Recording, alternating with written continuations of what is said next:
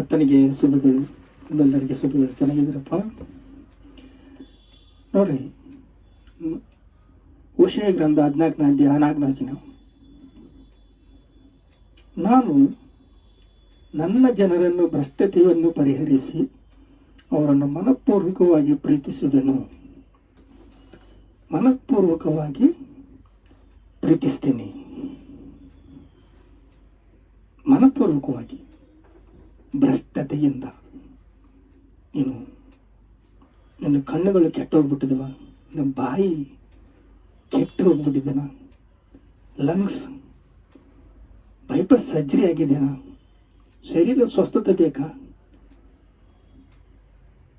ಮನಸ್ಸಿನಿಂದ ಕಳವಳ ಉಂಟಾಗಿದ್ದೇನ,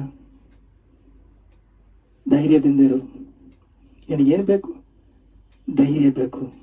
ದೇವರ ವಾಕ್ಯವು ಇಂದಿನ ದಿವಸ ನಿಮಗೆ ಸುವಾರ್ತಿನ ಮೂಲಕ ಏನು ಹೇಳ್ತಾ ಇದೆ ಅಂದ್ರೆ, ನಾನು ನನ್ನ ಜನರು ಭ್ರಷ್ಟತೆಯನ್ನು ಪರಿಹರಿಸಿ ಅವರನ್ನು ಮನಪೂರ್ವಕವಾಗಿ ಸ್ವಸ್ಥತೆ ಮಾಡ್ತೀನಿ, ಪ್ರೀತಿಸುವೆನು. ನನ್ನ ಕೋಪವು ಅವರ ಕಡೆಯಿಂದ ತೊಲಗಿ ಹೋಯಿತು. ನನ್ನ ಕೋಪವು ಅವರ ಕಡೆಯಿಂದ ತೊಲಗಿ ಹೋಯಿತು. ಇಬ್ಬನಿಯಂತೆ ನಾನು ನಿಮಗೆ ಇಬ್ಬನಿಯಂತಾಗುವೆನು, ತಾಮರೆಯಂತೆ ಒಡೆಯುವನು. ಲೇಬಾನನ ದೇವದಾರಗಳು ಬೇರುಗಳಾಗಿ, ಲೇಬಾನನ ಅಂದ್ರೆ ಮರ, ಆ ಮರಕ್ಕೆ ಇರುವ ಶ್ರೇಷ್ಠತೆಯನ್ನು ನಮಗೆ ಕೊಡ್ತಾನಂತೆ. ಬೇರು ಎಷ್ಟು ಬೇರೂರಿದ್ರೆ ಗಿಡ, ಮರ ಅಭಿವೃದ್ಧಿ ಪಡೆಯುತ್ತೆ. ಲೇಬಾನಂತೆ ನಿನಗೆ ಬೇರು ಊರಿ ಇಬ್ಬನಿಯಂತೆ ನಿನಗೆ ನಾನು ನಿನ್ನ ಸಂಗಡ ಇರ್ತೀನಿ. ಭಯಪಡಬೇಡ. ಭಯಪಡೋನು ದಂಡನಕ್ಕೆ ಗುರಿಯಾಗ್ತಾನೆ. ಪರಿಪೂರ್ಣವಾಗದವನಲ್ಲ. ಭಯವು ನಿನ್ನನ್ನು ಕಳವಳಗೊಳಿಸುತ್ತೆ. ನಿನಗೆ ಶರೀರ ಸ್ವಸ್ಥತೆ ಬೇಕು, ಹೃದಯವು ನಿನಗೆ ಬೇಕು. ಹೃದಯದಿಂದ ನೀನು ಏನ್ ಮಾಡ್ತೀಯ? ಘನವಾದ ಕೆಲಸಗಳನ್ನು ಮಾಡ್ತೀಯ. ಹೃದಯ ಶುದ್ಧವಾಗಿರಬೇಕು. ಹೃದಯ ಶುದ್ಧವಾಗಿದ್ರೆ ಎಲ್ಲದಕ್ಕೆ ನೀನು ಮುಂದಿರ್ತೀಯ. ನೋಡ್ರಿ, ಜ್ಞಾನೋಕ್ತಿಗಳಲ್ಲಿ 23-22 ಎತ್ತ ತಂದೆಯ ಮಾತಿಗೆ ಕಿವಿ ಕೊಡು, ನಿನಗೆ ಆಶೀರ್ವಾದ ಕೊಡ್ತೀನಿ, ನೀನು ಸಮೃದ್ಧಿಯಾಗಿರು ಅಂತ ದೇವರ ಆಶೀರ್ವಾದವನ್ನು ಇಡ್ತಾ ಇದ್ದಾನೆ. ಅದರಿಂದ ಏನು ಮಾಡಬೇಕು? ನಿನ್ನ ಹೆತ್ತ ತಂದೆಗೆ ಮಾತಿಗೆ ಕಿವಿ ಕೊಡಬೇಕು. ಮುಪ್ಪಿನಲ್ಲಿ ತಾಯಿಯನ್ನು ಅಸಡೆ ಮಾಡಬೇಡ.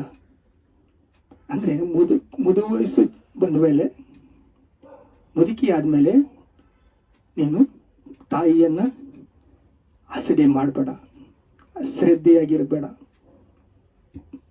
ಅವರಿಗೆ ಗೌರವ ಕೊಡು. ಅವರಿಗಾಗಿ ನೀನು ಸಮಯವನ್ನು ಕೊಡು. ದುಡ್ಡು ಕೊಡ್ತಾರೆ, ಬೆಳೆಸ್ತಾರೆ, ಸಮಯ ಬೇಕು.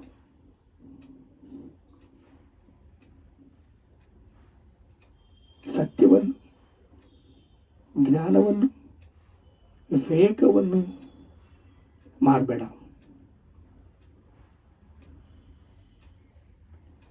ಸತ್ಯವನ್ನು ಮಾಡಬೇಡ, ಜ್ಞಾನವನ್ನು ಮಾಡಬೇಡ.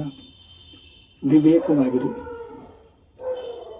ವಿವೇಕವಾಗಿ ಇರಬೇಕು ಅಂತ ಹೇಳ್ತಾ ಇದ್ದಾನೆ ಭಕ್ತನು. ನೋಡಿ, ಇಲ್ಲಿ ನಮಗೆ ವಾಗ್ದಾನ ಮಾಡಿದ್ದೇವರು ನಮಗೆ ಕೃಪೆ ಕೊಡೋದಕ್ಕೆ ಮುಂದಕ್ಕೆ ಬಂದಿದ್ದಾನೆ. ಆದರೆ ನಮಗೆ ಆಜ್ಞೆಗಳು ಪರವಾಗಿ ಏನು ಹೇಳ್ತಾ ಇದ್ದಾನೆ ಅಂದರೆ, ಹೋಶೇಯ ಗ್ರಂಥ 14ನೇ ಅಧ್ಯಾಯ 6ನೇ ವಚನ, ಅದರ ರೆಂಬೆಗಳು ಹರಡುವವು, ಅದರ ಅಂದವು ಒಲಿವ ಮರದಂತೆ ಕೊಂಗೊಳಿಸುವುದು. ಅದಕ್ಕೆ ಸೌಂದರ್ಯ, ಒಲಿವ ಮರದಂತೆ ಇರ್ತೀಯ, ರೆಂಬೆಗಳು ಹರಡುವವು. ನೋಡಿ, ಎಷ್ಟು ಒಳ್ಳೆಯ ದೇವರು ನಮಗೆ ವಾಗ್ದಾನ ಕೊಟ್ಟು ನಮ್ಮನ್ನು ಪ್ರೀತಿಸಿ ನಮ್ಮನ್ನು ಕೃಪೆಯಿಂದ ಕೃಪೆಗೆ, ಮಹಿಮೆಯಿಂದ ಮಹಿಮೆ ಕರ್ಕೊಂಡು ಹೋಗ್ತಾ ಇದ್ದಾನೆ. ರೆಂಬೆಗಳು, ಆ ರೆಂಬೆ ನೋಡ್ರಿ ಹರಡುವಂತೆ ಆಶೀರ್ವಾದ, ಯೆಹೋವ ಆಶೀರ್ವಾದ ಐಶ್ವರ್ಯ ಕೊಡುತ್ತೆ. ದೇವರ ಕೈಯಲ್ಲಿ ಬಿದ್ದರೆ ನೀನು ಅಷ್ಟೇ, ಆನಂದವೇ ಆನಂದ, ಸಂತೋಷವೇ ಸಂತೋಷ. ಆದರೆ